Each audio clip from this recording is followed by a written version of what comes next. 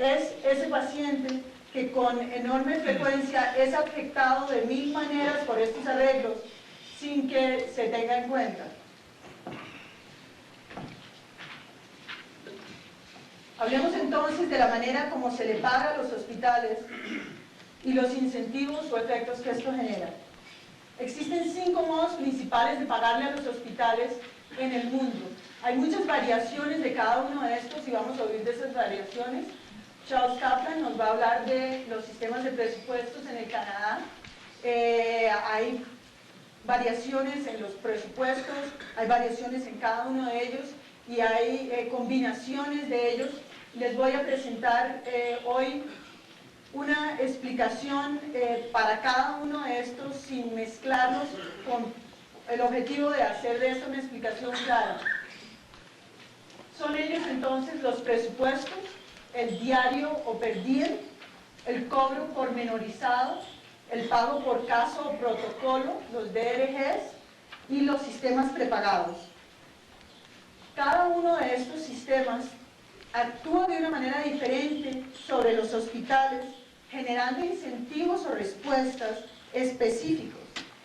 Y estos objetivos o respuestas específicos que se generan en los hospitales, es mi premisa, que ustedes que administran los hospitales deben aprender a manejarlos para poder garantizar la supervivencia del hospital ante la presencia de estas organizaciones en la escena, particularmente cuando estos son los mecanismos de pago que están utilizando. Hablemos entonces de cada uno de ellos. El primero son los presupuestos. Los presupuestos contemplan generalmente un pagador único, un pagador que tradicionalmente es el Estado, aunque ocasionalmente puede ser una entidad que haga el rol del Estado. El pagador único tiene la habilidad para planear y pagar la mayoría de los servicios que presta el hospital. En los casos en que es mejor aplicado, como en el Canadá, el monto que se define como presupuesto a alocársele a un hospital es el resultado de unas negociaciones entre los hospitales y las entidades estatales que van a definir ese pago. En ese caso del Canadá existen cosas como partidas presupuestales quincenales o mensuales que responden además al volumen de servicios efectivamente prestados por el hospital. En los casos menos favorables, como puede ser el nuestro aquí en Colombia, los presupuestos son frecuentemente impuestos por una agencia central que no toma en cuenta, desafortunadamente, el perfil epidemiológico de las áreas de influencia a las cuales responde ese hospital, ni responde tampoco a los volúmenes efectivos prestados en ese hospital, y por ello se encuentra con frecuencia los hospitales teniendo que renegociar su presupuesto al 10º mes porque se le acabó la plata, porque tuvo un número muy alto de pacientes, o sencillamente porque el presupuesto nunca fue negociado y no respondió a la realidad de los gastos que el hospital sabía iba a tener para ese año. Sin embargo, los presupuestos son el método más sencillo de pagarle al hospital. Es el favorito de los estados por esa razón. Tiene algunas ventajas.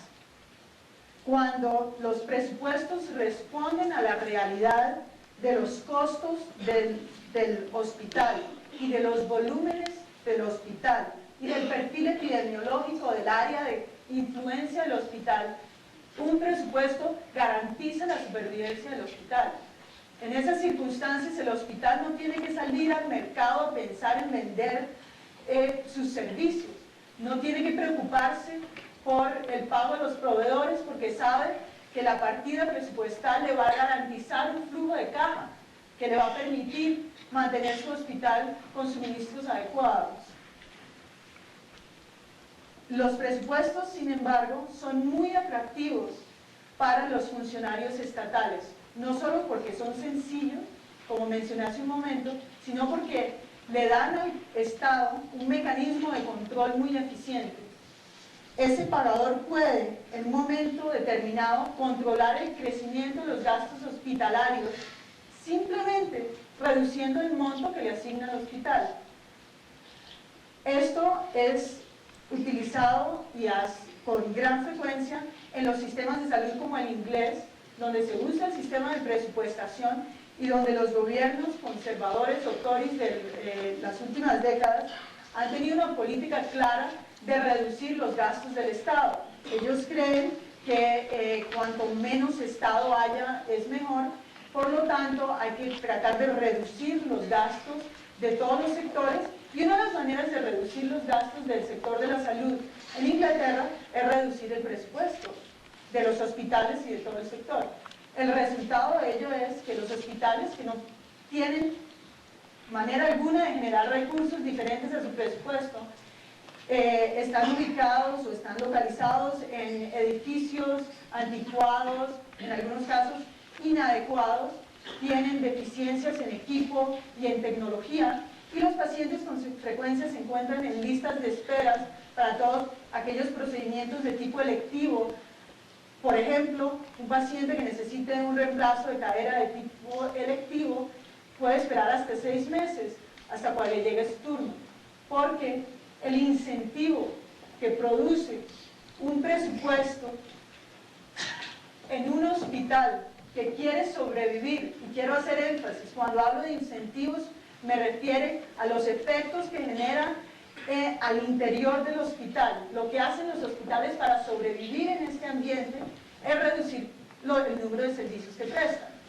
Como tienen un presupuesto limitado, prestan menos servicios, gastan menos y ahorran, entre comillas, o ganan un poquito de dinero. El siguiente sistema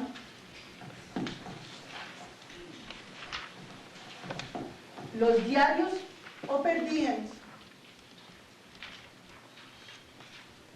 son la forma de reembolsar a los hospitales más frecuentemente utilizada en Europa.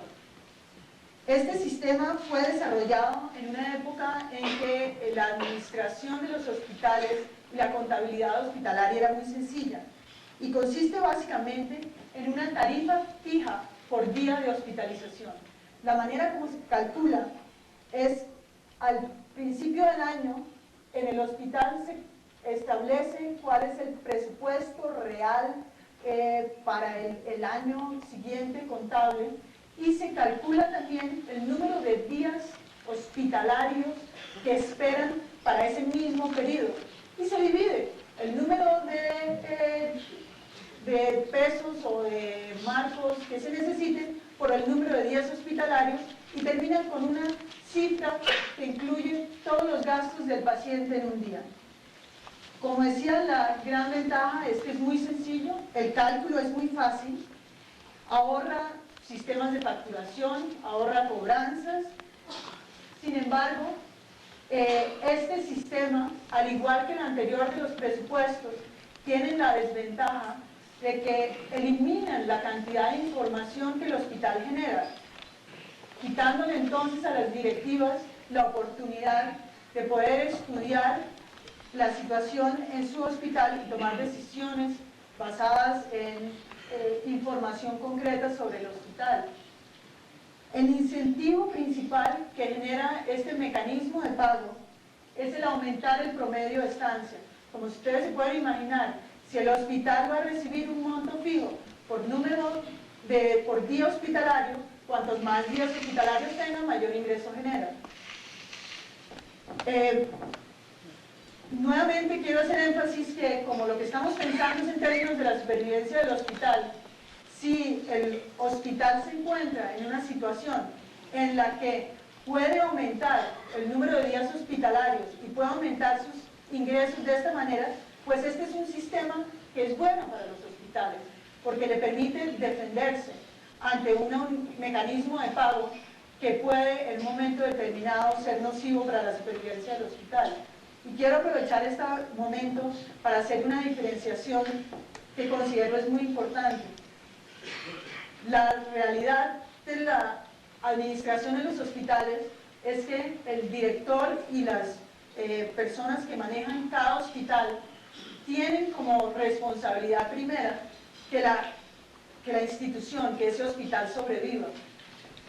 Sin embargo, la realidad que enfrenta el señor ministro de Salud, el señor viceministro y todas las personas que están preocupados por el sector de la salud es el controlar los costos en todo el sector. Y cuando se utiliza o se define un mecanismo de pago, ellos no están pensando en la supervivencia de cada uno de esos hospitales como si lo está pensando el director y todos sus asistentes en un hospital. Ellos están pensando, con justa razón, esa es su función, en controlar los costos de todo el sector. Y vamos a encontrar entonces que lo que es positivo, porque le permite al hospital maniobrar y generar recursos, puede ser negativo a nivel de sector, porque aumenta los costos de todo el sector. Entonces yo les planteo hoy, y lo voy a repetir innumerables veces, que todos estos mecanismos son buenos o malos, dependiendo del objetivo con el cual se estén utilizando. Yo creo que estamos discutiendo hoy cómo buscar mecanismos para que los hospitales sobrevivan a la realidad de esta nueva escena en la que hay un actor que trae una serie de condiciones nuevas. Si estuviéramos discutiendo cómo controlar los costos en el sector de la salud, estaríamos hablando probablemente de que este mecanismo es malo, porque este mecanismo le permite a los hospitales aumentar sus ingresos y disminuye los controles que pueden ejercer los estados sobre el sector hospitalario como un todo. El siguiente mecanismo de pago, unidad de pago, que ha sido llamado el malo del paseo, con gran frecuencia es el del cobro pormenorizado. El cobro pormenorizado o tarifas por servicio es el mecanismo utilizado con más frecuencia en los Estados Unidos.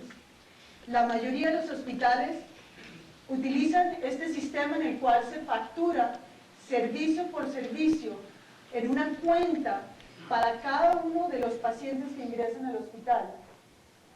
Ello significa que, además de cobrarle al paciente una tarifa básica por el uso de la cama, le van a cobrar al paciente por el uso de cada uno de sus servicios diagnósticos, servicios terapéuticos, usos de salas de cirugía, medicamentos, etcétera, como muchas de las instituciones privadas aquí representadas con seguridad hacen en este país. Este sistema, sin embargo, requiere de una facturación precisa y detallada, de una estructura administrativa que sea capaz de recoger la información a todo lo largo del hospital sobre los consumos que van ligados o pegados a cada paciente. Tiene la gran ventaja de tener ese sistema de facturación que las directivas como resultado de esto van a contar con una enorme cantidad de información que ellos a su vez pueden utilizar en el análisis de las acciones que deben tomar para enfrentar los diferentes sistemas de pago. Típicamente en el caso del cobro pormenorizado o tarifas por servicio, cuando el sistema cuenta con un sistema cuando el hospital cuenta con un sistema de facturación y un sistema de costos, porque tiene información también sobre el número de servicios y la atención que se le da a los pacientes, puede entonces evaluar cuáles de todos los servicios que prestas le son rentables. Y al evaluar cuáles son rentables, claramente puede producir muchísimos más de esos servicios rentables, y si así lo desea y se lo permite el pagador o pagadores con los cuales tiene que negociar diariamente, puede producir mucho más de esos servicios rentables, con el efecto inmediato de aumentarle los ingresos al hospital.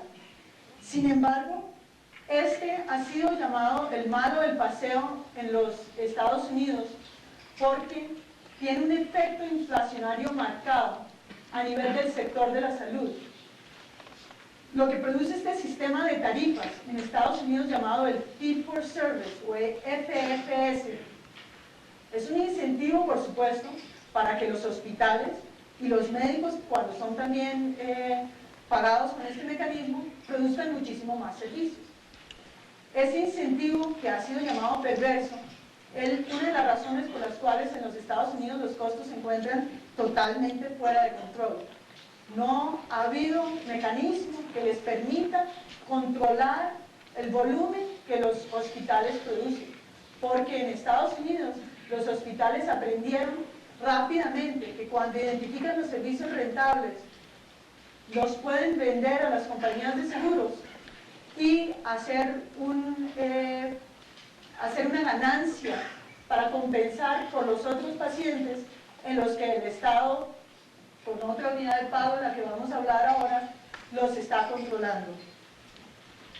El problema adicional que presenta este sistema, ciertamente para el Estado, es que genera con frecuencia incentivos de exageración y abuso. En los Estados Unidos se viene hablando en la última década, lo mencionó ayer el señor ministro, también el señor viceministro y doña Nelsi en la discusión, de una serie de utilizaciones exageradas e innecesarias de servicios, porque ya que el incentivo para la administración de un hospital es producir más servicios, con frecuencia, parece ser el caso en Estados Unidos, se están prestando una cantidad de servicios innecesarios. El problema es definir servicios innecesarios.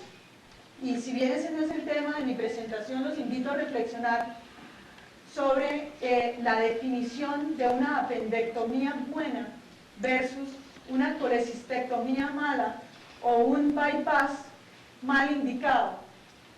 Se está haciendo un esfuerzo muy grande en este momento en los Estados Unidos por crear mecanismos de consenso dentro del cuerpo médico y los administradores que permitan definir cuándo está indicado, cuándo está bien hecho y en qué paciente es correcto hacer, por ejemplo, un bypass. Esto ha generado una serie de estudios en los cuales se ha evaluado para un número grande de pacientes cuántas de esas cirugías eran realmente necesarias.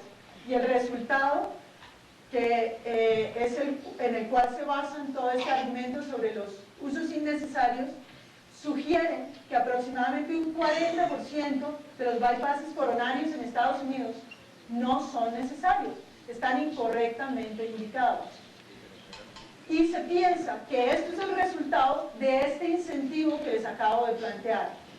Como los hospitales y los médicos generan más recursos en su lucha por sobrevivir, cuando producen más volumen de servicios, aparentemente se están produciendo un enorme número de servicios que son innecesarios.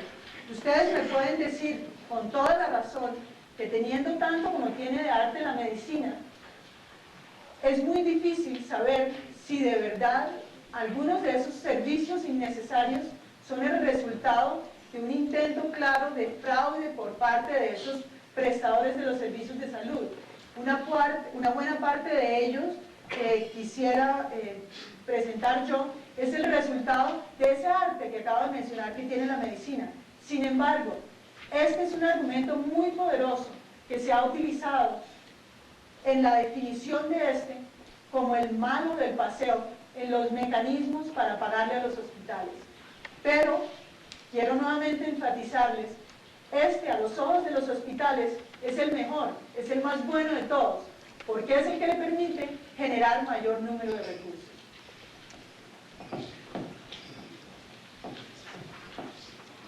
El siguiente mecanismo de pago es el pago por caso o pago por protocolo que mencionó también el señor viceministro ayer. Los DRGs, Diagnosis Related Groupings, o grupos de diagnóstico relacionado, fueron desarrollados en la década de los 70 como resultado de una serie de circunstancias muy puntuales y especiales en los Estados Unidos. En la década de los 70 existía ya la información y la metodología estadística y en computadores y capacidad de análisis para establecer los costos por cada uno de los servicios que se prestan en los centros hospitalarios en Estados Unidos. Además de existir la metodología, se presentó entonces un grupo de investigadores de Yale que, financiados y respaldados por el gobierno americano, que se encontraba entonces enloquecido con los costos, con el crecimiento de los costos de los hospitales en su programa de seguro de salud a los inválidos y a los viejos, llamados Medicare, y que estaba buscando una manera alterna de pagarle a los hospitales que le permitiera controlar esos incentivos de los que les hablé hace un minuto del cobro pormenorizado. La Universidad de Yale produjo un estudio entonces en el cual reunió cada uno de los procedimientos diagnósticos, cada uno de los procedimientos y clasificaciones diagnósticas de acuerdo al número de recursos hospitalarios que ellos utilizaban. El principio en este caso es que en un procedimiento que cubre una hospitalización completa, se puede establecer un promedio de número de días que el paciente está hospitalizado, por ejemplo, para una craneotomía, el DRG número 2. Y se pueden establecer además, y fue lo que hicieron en Yale, un número de recursos hospitalarios al cual se llegó a un promedio en medicamentos, insumos, salas de cirugía, mecanismos diagnósticos y terapéuticos. Establecieron entonces un valor unitario, que era una unidad de recurso hospitalario, y comenzaron a agrupar los diferentes procedimientos en 480 DRGs. Esos 480 DRGs constituyeron después un sistema de pago en el cual se le da a los hospitales una suma global por DRG, por esa categoría diagnóstica. La manera como esto se calcula es la siguiente.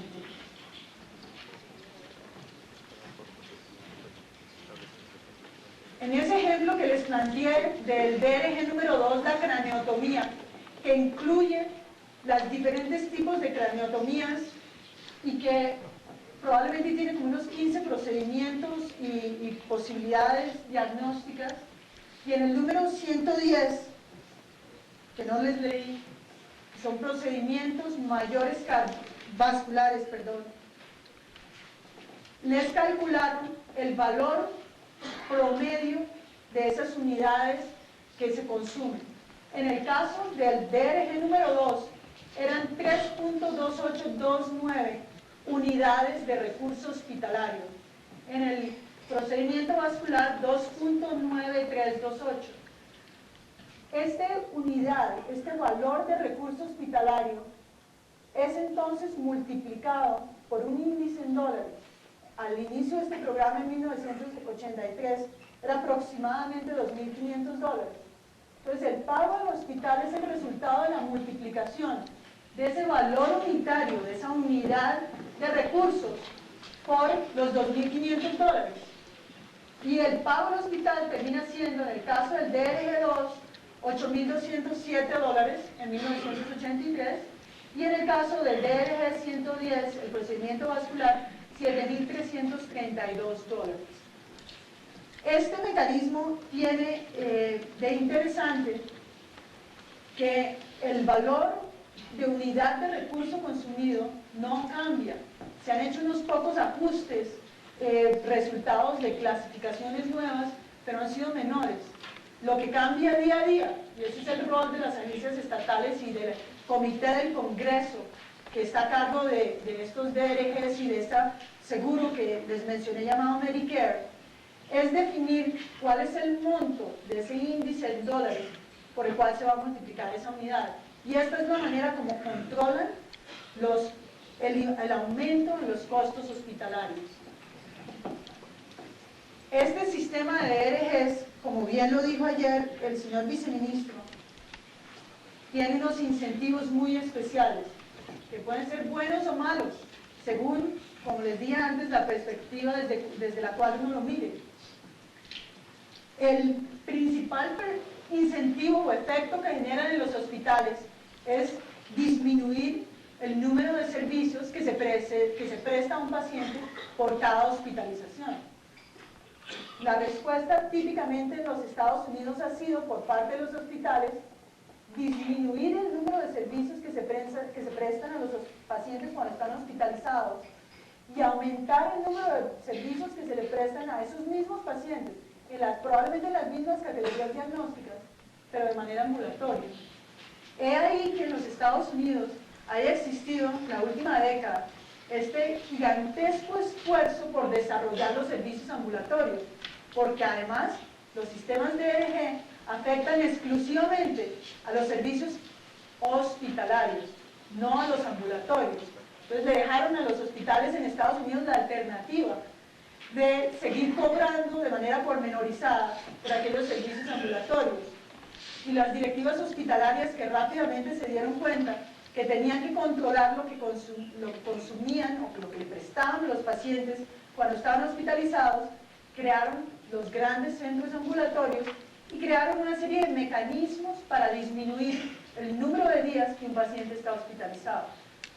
Esos mecanismos, el que llamó ayer el doctor Mooner, el DRG Creep, básicamente consiste en que los hospitales comenzaron a contratar unos técnicos especializados en codificación y clasificación de las personas en esos DRGs o categorías diagnósticas, de manera que los técnicos cada vez más buscaban la manera de asignar a ese paciente con su hospitalización a una categoría que tuviera un valor unitario más alto, que por lo tanto le significara un pago más alto al hospital. Sin embargo, como les dije, el Congreso rápidamente se dio cuenta de lo que estaba sucediendo y tenía en sus manos un arma muy poderosa, y es que el Congreso define el índice en dólares que se va a pagar por cada uno de esos valores unitarios de DRG. Apenas se dieron cuenta que los hospitales estaban utilizando este DRG Creep, el Congreso disminuyó el porcentaje en el cual aumenta cada año el índice en dólares. Entonces, en vez de aumentarlo, inicialmente el aumento era de aproximadamente el 5%, apenas encontraron que esto era lo que estaba sucediendo, el aumento disminuyó a aproximadamente 4% y lo han seguido estudiando. Lo que han hecho es que han creado un incentivo para que todos los hospitales hagan el DRG Creep, porque aquel hospital que no haga estos ajustes con sus técnicos de codificación es el único que claramente va a recibir mucho menos en relación a sus demás organizaciones de la comunidad si todos los demás están utilizando el DRG Creep. Entonces el efecto último es ninguno por el DRG Creep. Sin embargo, existen otros efectos que sí son complicados y que vale la pena mencionar aquí, y que son una preocupación del Estado y ciertamente debe ser una preocupación del hospital.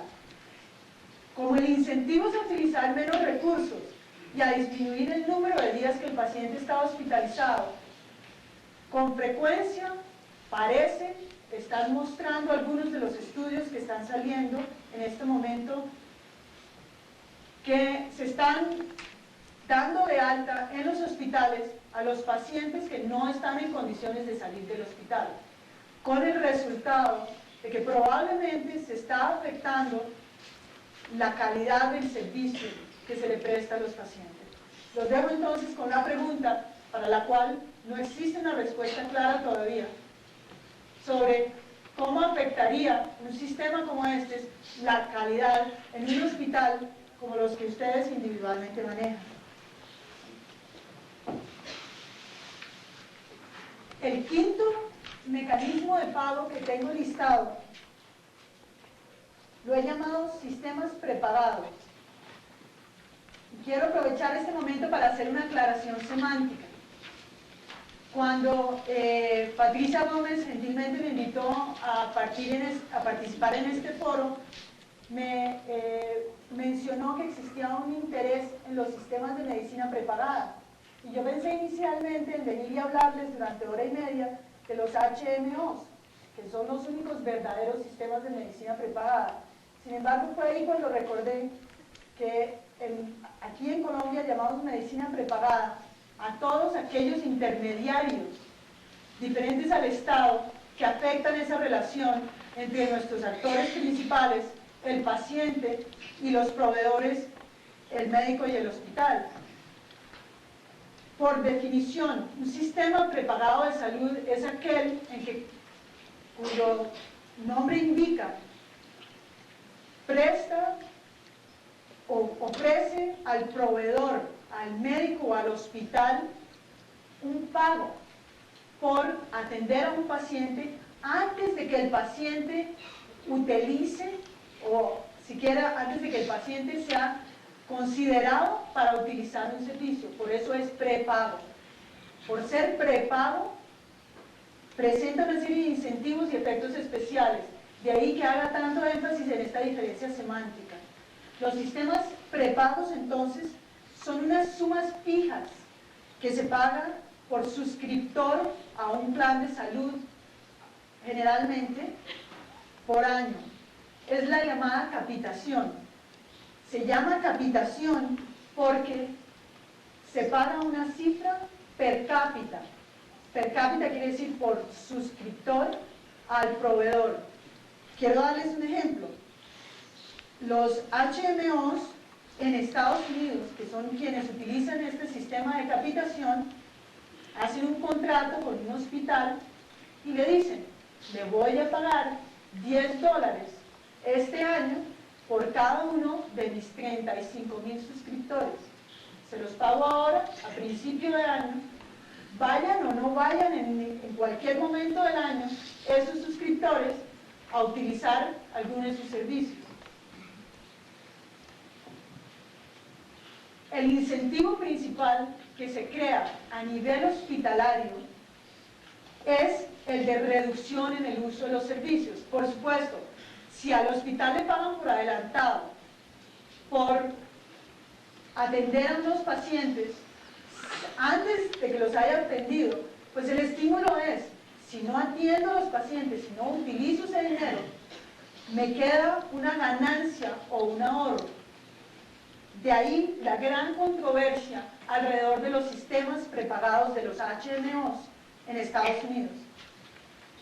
La controversia está centrada no solo alrededor del concepto del efecto sobre el hospital, sino del efecto sobre el sistema. El efecto sobre el sistema, y esta es la razón por la cual estos sistemas son tan apreciados en muchos sectores, ha sido el de reducir los costos hospitalarios a nivel global. Lo que ha sucedido, que es muy interesante, es que entidades grandes como Kaiser y las Blue Cross y Blue Shields, que tienen los HMOs más grandes en Estados Unidos, han mostrado en los estudios que ellos prestan servicios gastando 20% menos que los hospitales que no funcionan con pagos de tipo HMO. Sin embargo, la pregunta es, ¿cómo hacen estos hospitales en los HMOs para producir menos servicios? Y hay dos posibles explicaciones. La primera es la que yo les dije, los hospitales están dándole menos servicios a los pacientes. De pronto tienen menos tecnología, o de pronto le dan menos servicios diagnósticos o servicios terapéuticos. Existe otra posible explicación que parece ser la correcta, y es que los HMOs, por la manera como están organizados, enrolan en sus programas a personas más sanas que la mayoría de la población. Entonces los HMOs están atrayendo a personas que usan menos servicios, porque de esa manera se ahorran un porcentaje de ese pago por paciente. La inquietud que les dejo a ustedes es si el interés es la supervivencia del hospital, si este mecanismo es positivo para el hospital o no. Ciertamente es atractivo para el sector de la salud, a pesar de una serie de problemas que se están debatiendo en este momento en Estados Unidos, por encontrarse este sistema de los HMOs dentro de las propuestas que la esposa del presidente Clinton, doña Hillary Clinton, que está encabezando la reforma del sistema de salud en los Estados Unidos, ha incluido. La reforma de ella incluye un gran número de sistemas prepagados como este. Pero, ya que hemos hablado de las maneras como se le pagan a los hospitales, hablemos entonces de los llamados sistemas de medicina prepagada. Y para contradecirme, voy a llamar sistemas de medicina prepagada aquellos intermediarios que, sean prepagados o no, han aparecido en el panorama y que intervienen en la relación entre nuestros actores principales, el proveedor del servicio y el paciente.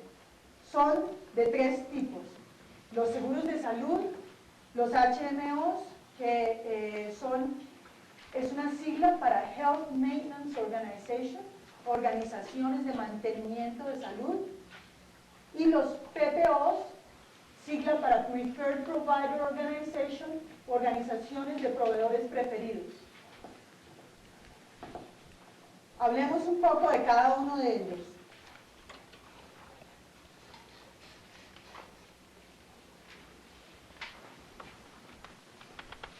Los seguros de salud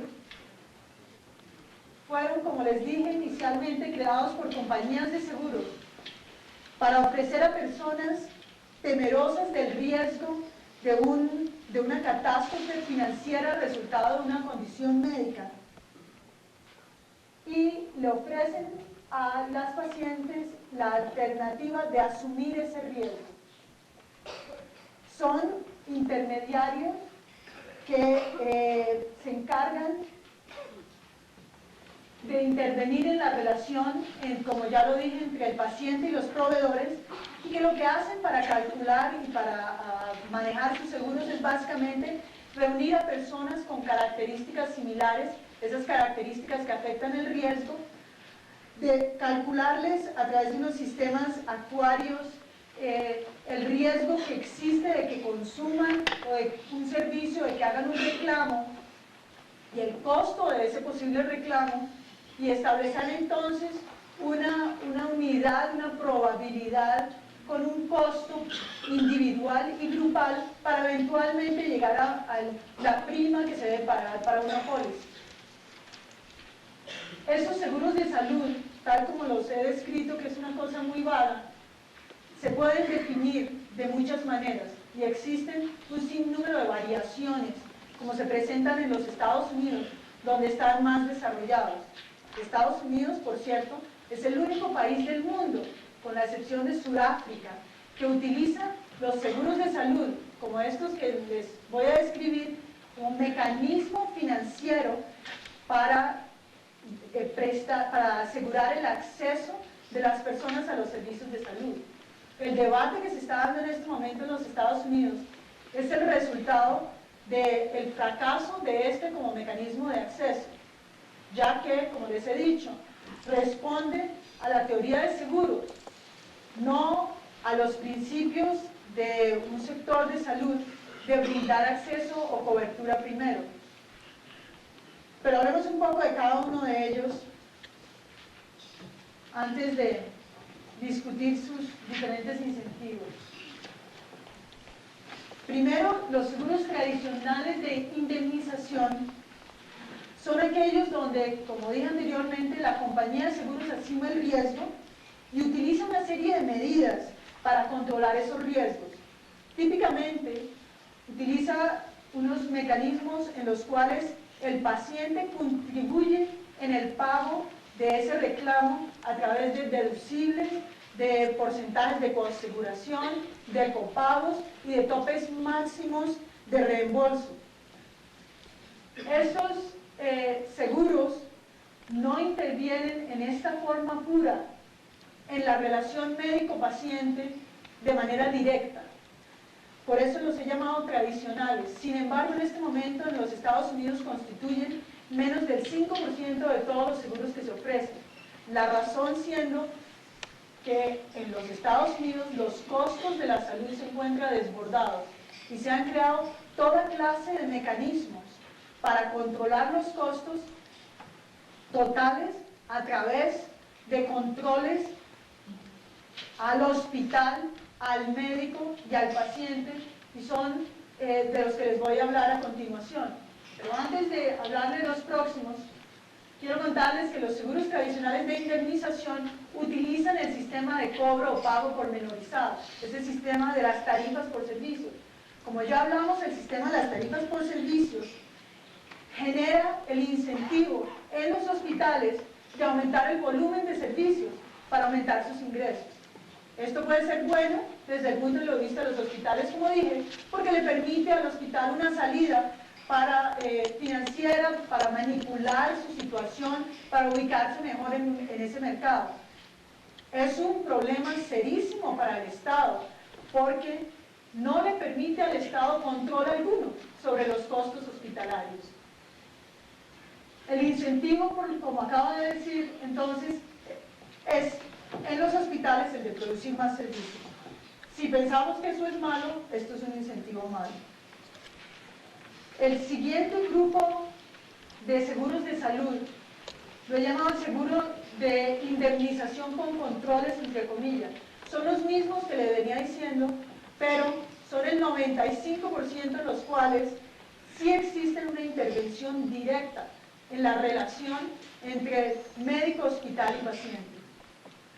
Se busca disminuir el uso de servicios. De esa manera se busca controlar el costo total de los servicios hospitalarios en el sector de la salud. Utilizan mecanismos como la autorización previa a una admisión, en la cual un empleado de la compañía de seguros revisa una serie de protocolos en los cuales básicamente le dicen si los pacientes que tienen determinado tipo de póliza son elegibles para un determinado tipo de procedimiento o no. Si el paciente no es elegible, el empleado de la compañía de seguros le dice a la persona que está llamando a pedir la autorización, lo siento mucho, el paciente se puede hospitalizar si eso es lo que desea, pero nosotros no vamos a indemnizarlo o a reembolsarlo por esos servicios. El paciente, por lo tanto, tiene que asumir esos costos. Y dado el monto de los costos de una hospitalización en Estados Unidos, se crea el incentivo sobre el paciente de rechazar el servicio que el médico o el hospital le están ofreciendo. Estos son, por lo tanto, mecanismos que tienen incentivos sobre el paciente, sobre la demanda. La idea es controlar la demanda, afectando la manera como el paciente responde a las indicaciones del médico, del hospital, sobre el tratamiento que necesita para su condición de salud. Otro de estos mecanismos es la revisión del caso durante la estancia por parte de un especialista en llamada revisión de utilización, tradicionalmente enfermeras con entrenamiento especial que revisan la historia clínica, que se sientan con expertos de los hospitales y tratan de evaluar cuándo es el mejor momento para darle salida al paciente y con eso reducir el número de días que un paciente está hospitalizado. Existen también mecanismos parecidos llamados el manejo de caso, en el cual esos especialistas, nuevamente enfermeras en la mayoría de sus casos, que trabajan para las compañías de seguro, se ponen de acuerdo con el médico tratante de ese paciente y establecen todo un plan de tratamiento que puede incluir una hospitalización desde antes de comenzar el tratamiento y de esa manera controlan paso a paso los servicios que se le presta al paciente. Existen también cosas como la segunda opinión quirúrgica obligatoria, en el cual la compañía de seguro le dice a un paciente al que se le ha recomendado un proceso quirúrgico electivo que si no obtiene una segunda opinión y esa segunda opinión no le es favorable, no va a ser reembolsado por el costo de esa hospitalización desde el punto de vista de honorarios médicos y costos hospitalarios, nuevamente dejando al paciente en la situación de decidir si quiere asumir o no los costos de ese procedimiento. Como esos, hay otra serie de mecanismos que utilizan estos seguros de indemnización con controles. Estos, como les había dicho, constituyen el 95% de los seguros en Estados Unidos en este momento y constituyen lo que los médicos llaman el hassle factor o el factor de intervención de necedad que tiene el sistema de salud en este momento para los médicos. Una cantidad de papelería, una cantidad de negociaciones con las compañías de seguro, una cantidad de supervisión que con frecuencia los hospitales y los médicos consideran inadecuada. Con frecuencia existen compañías que utilizan personas no igualmente calificadas para utilizar este tipo de mecanismos, y son muchos los médicos que dicen haberse retirado del ejercicio de la profesión para no tener que enfrentar esta clase de intervenciones. Sin embargo, yo les traigo un ejemplo muy interesante, sobre todo para aquellos médicos entre el público, una compañía que se ha creado en Los Ángeles, que conozco de cerca, creado por unos profesores de mi departamento, en el cual es un grupo de médicos y economistas. Utilizaron esos mecanismos de consenso de los que les hablé hace un minuto para llegar a un acuerdo sobre cuál debe ser las indicaciones de un procedimiento y el árbol de decisiones que debe llevar a la decisión última sobre si un procedimiento está indicado o si se debe realizar en ese momento para un paciente particular. Estos profesores míos crearon un negocio y es una compañía que contrata con compañías de seguro donde les hacen este tipo de revisiones. Lo que ellos han hecho con gran habilidad y de manera muy rigurosa desde el punto de vista académico es que utilizar estos árboles de decisiones, convertirlos en algoritmos, en software, programas de computador que montan frente a un médico con cierto prestigio en la comunidad, usualmente personas jóvenes, pero con el máximo posible de entrenamiento, al que le dan una pantalla de computador, los programas y un teléfono.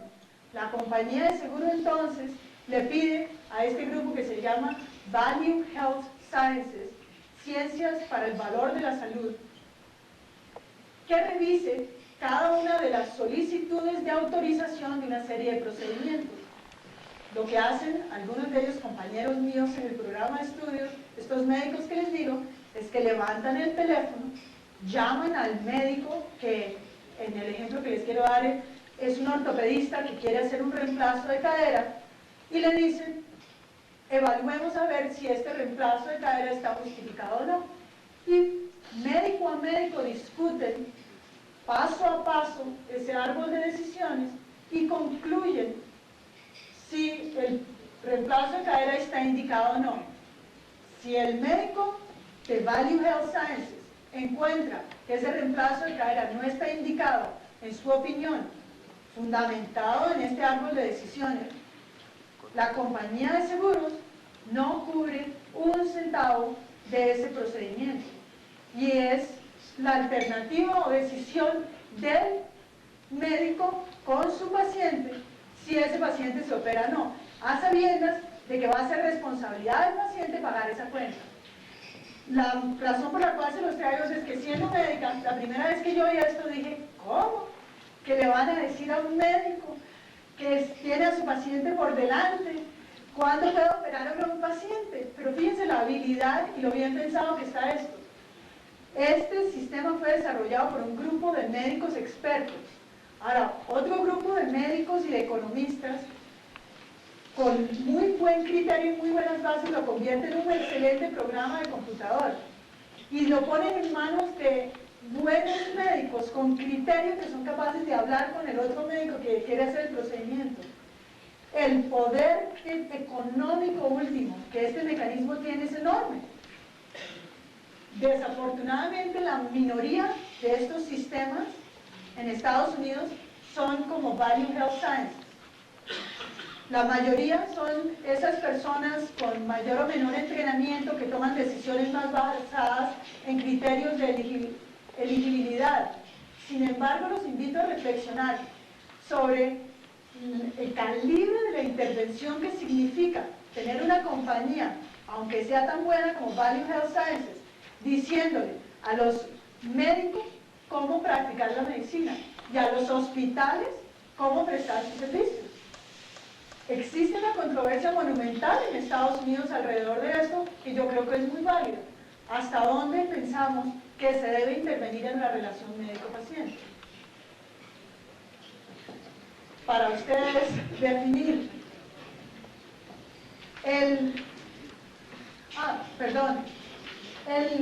la manera como estos seguros pagan, como ya lo di a entender, es haciendo uso de las tarifas o el pago pormenorizado.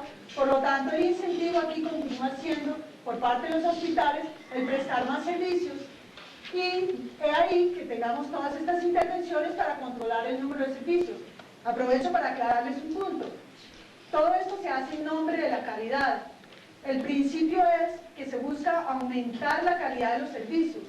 Value Health Sciences dice, hasta cierto punto, con mucha razón, que esos estudios de los que les he hablado han demostrado que el 40% de los bypass coronarios son innecesarios. Entonces, lo que Value Health Sciences está haciendo es asegurarse que esos bypasses coronarios, por los cuales los llaman a ellos, están correctamente indicados. Sin embargo, la definición de qué es un servicio médico de calidad, como lo dije antes, es sumamente difícil. Están empezando a desarrollarse esos criterios. Yo los invito a que 4 ortopedistas en esta reunión se sienten y se pongan de acuerdo en las indicaciones de algo que parece tan elemental como un reemplazo de cadera, o tan claro y tan simple. Y vamos a tenerlos aquí durante varias horas en total desacuerdo sobre si una gama amplia de pacientes en una zona gris va a ser claro si necesita ese reemplazo de cadera o no. Y eso en procedimientos donde las cosas son más o menos claras, como el reemplazo de cadera. Ni hablar de técnicas nuevas, ni hablar de sistemas diagnósticos o terapéuticos que están saliendo, sobre los cuales no existe consenso, o sobre los cuales no existe investigación que permita conocer claramente las indicaciones o características de sus servicios. He ahí que el resultado sea que todos estos controles que se están ejerciendo tengan como objetivo último controlar costos. Y ese propósito de aumentar la calidad, que debería ser realmente lo que mueve ese tipo de intervenciones, está completamente perdido en el esfuerzo por reducir la cantidad de dinero que una compañía de seguro reembolsa en reclamos. El tercer tipo de compañía de seguro del que quiero hablarles hoy son las empresas autoaseguradas. Este es un fenómeno común en Estados Unidos y, si recuerdo bien, existe también en nuestro país, de ahí que quisiera traerlo. Existen otros diferentes sistemas de seguros de salud, pero son variaciones de estas y son casos muy puntuales. Prefería hacerle énfasis a este que sé existe en nuestro país. Básicamente, la empresa actúa como una compañía de seguro, por lo tanto, asume el riesgo de ese reclamo. Pero, a cambio de asumir ese riesgo, se evita los costos que generalmente son netamente administrativos y de papeleo que tiene la compañía de seguros.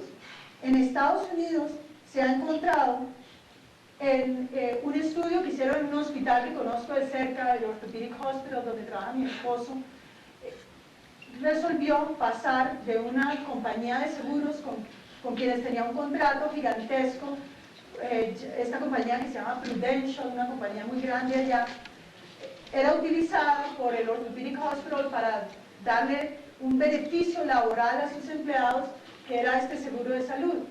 Sin embargo, los costos de Prudential los tenían locos y resolvieron convertirse ellos en empresa autoasegurada. Los estudios demuestran que, sin disminuir el número de servicios, sin disminuir el número de reclamos, por el solo hecho de eliminar ese intermediario, eliminaron el 7% de sus costos laborales por pólizas de seguro.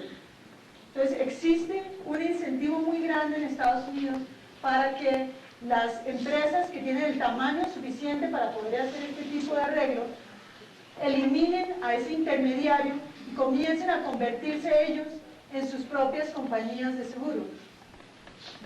aunque se elimina un intermediario, se crea de todas maneras dentro de esas empresas una nueva estructura administrativa y una nueva cantidad de papeleo y una serie de costos de la administración de un proceso como este.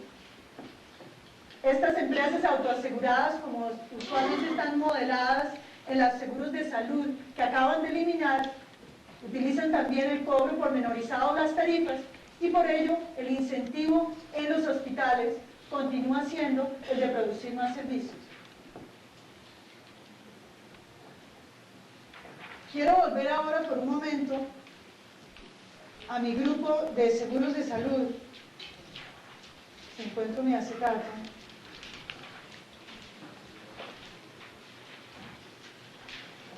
Que está de sistemas de medicina preparada, perdón. Hablamos ya de los seguros de salud. Quiero hablar ahora de los HMO. Y la razón por la cual traigo esto a colación nuevamente es que no quiero confundirlos con los diferentes sistemas que les voy presentando. Acabo de hablar de este grupo de seguros de salud y voy a hablar ahora de una organización diferente, que son los HMOs, probablemente los únicos verdaderos sistemas prepagados en el sector de la salud. Ahora, les dije que cuando utilicé laxamente el término, cuando hablé de seguros de salud, lo voy a utilizar también laxamente, como cuando hablo de sistemas prepagados, perdón, cuando hablo de PPOs. Sin embargo, estos son por definición los sistemas prepagados porque utilizan capitación, ese sistema que les describí en el cual hay un pago por suscriptor por año. Estos HMOs que utilizan este sistema de capitación tienen aún mayor intervención en la relación médico-paciente que esos seguros con controles de los que les hablé hace un momento. Utilizan una serie de mecanismos que ayudan a definir qué es un HMO. El problema con los HMO, como le gusta recordarle a los estudiantes, todo aquel que entra por primera vez a clase a hablar sobre HMOs, es que quien ha visto un HMO, ha visto un HMO. Las variaciones entre los HMOs son tales que uno debería hablar de los HMOs como organizaciones que se encuentran en una línea continua, en donde a un extremo tiene uno, por así llamarlo, un HMO puro, clásico, típico, y comienzan a variar en las diferentes características hasta que llegan a convertirse casi que en unos sistemas de seguro de salud, cuando pierden hasta la capitación y otras características. Sin embargo, para efecto de claridad y en mi presentación el día de hoy, voy a definirlos utilizando una serie de características generales presentadas principalmente por el Dr. Lord, que es una persona que ha dedicado buena parte de su carrera profesional al estudio de estas organizaciones y quien las describe como entidades que tienen características en las cuales asumen la responsabilidad de ofrecerles servicios a un grupo predefinido de pacientes. Y es un grupo predefinido porque son pacientes que se deben enrolar, que se deben hacer miembros en un plan de salud. Igualmente, son organizaciones que asumen el riesgo financiero y que por definición usan capitación. El incentivo de los HMOs por estar utilizando estos sistemas de capitación de los que ya hablamos es el de utilizar menos servicios. Esta utilización de menos servicios tiene varios orígenes.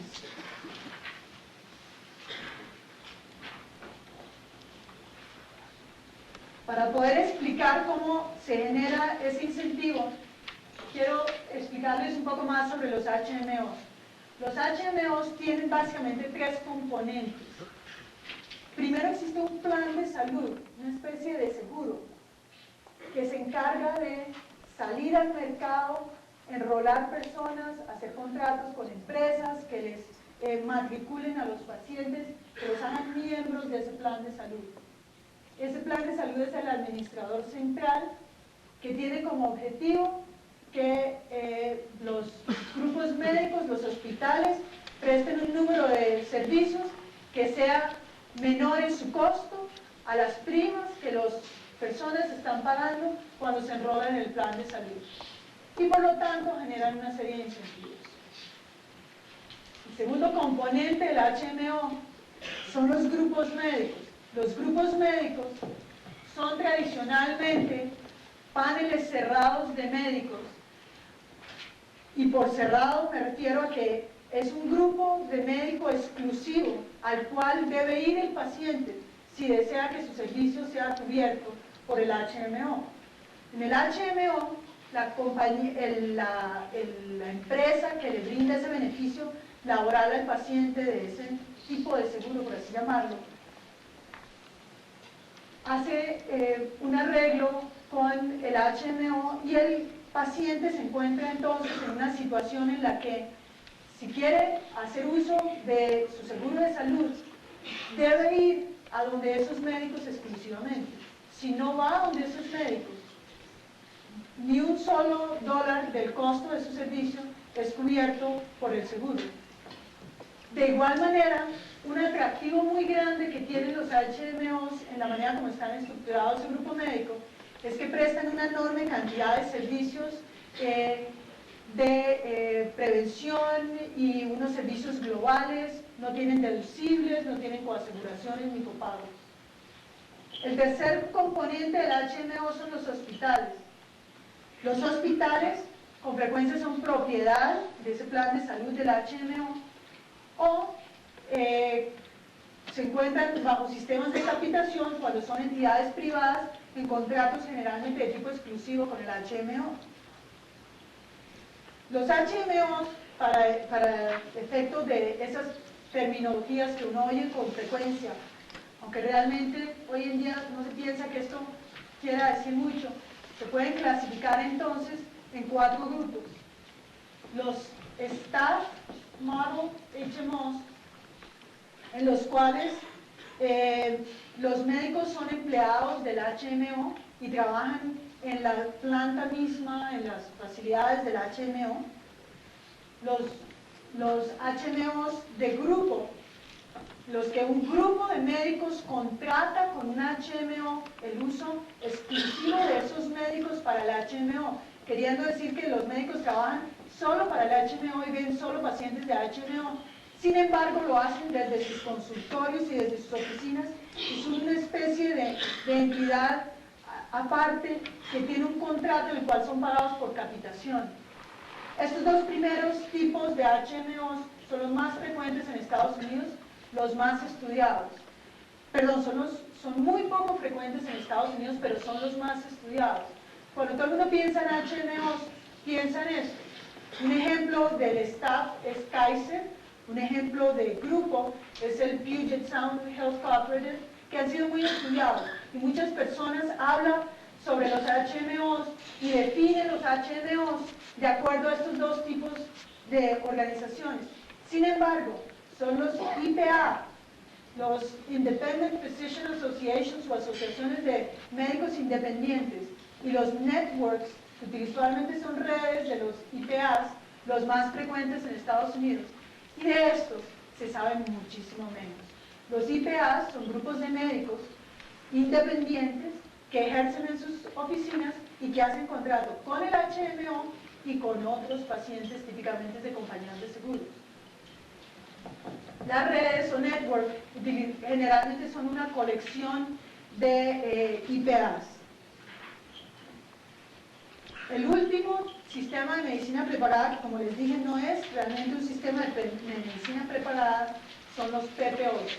Los PPOs o Preferred Provider Organizations son arreglos financieros entre una compañía de seguro y un grupo de proveedores. Son un intermediario que le brinda a los proveedores un volumen alto de pacientes a cambio de tarifas reducidas.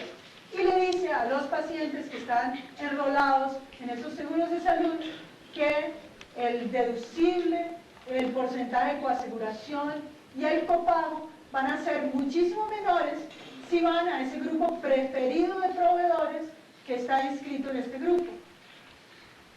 El incentivo en el PPO es el mismo que en el de los seguros de salud. Por tener básicamente una estructura de salud, utilizan cobro pormenorizado con descuento, pero cobro pormenorizado. Y generan, por lo tanto, el incentivo del que hemos hablado tanto, de producir y generar más servicios en los hospitales. Resumiendo, existen varias modalidades de pago a los hospitales que a su vez son utilizadas por los diferentes sistemas de prestación de servicios en el mundo entero. La responsabilidad de los hospitales es sobrevivir. Para ello, debe adaptarse a las modalidades de pago que utilizan esos diferentes sistemas de prestación de servicios de salud. De esa manera, los hospitales deben generar acciones que le permitan garantizar su supervivencia dentro de cualquiera de estos ambientes. Para tomar esas decisiones, los hospitales necesitan información. Información que debe ser de tipo financiero, debe ser de tipo clínico, epidemiológico y de costo, que le permita entonces a las directivas de los hospitales tomar esas acciones administrativas para garantizar su supervivencia, que pienso yo es el objetivo último de un director hospitalario. Mil gracias.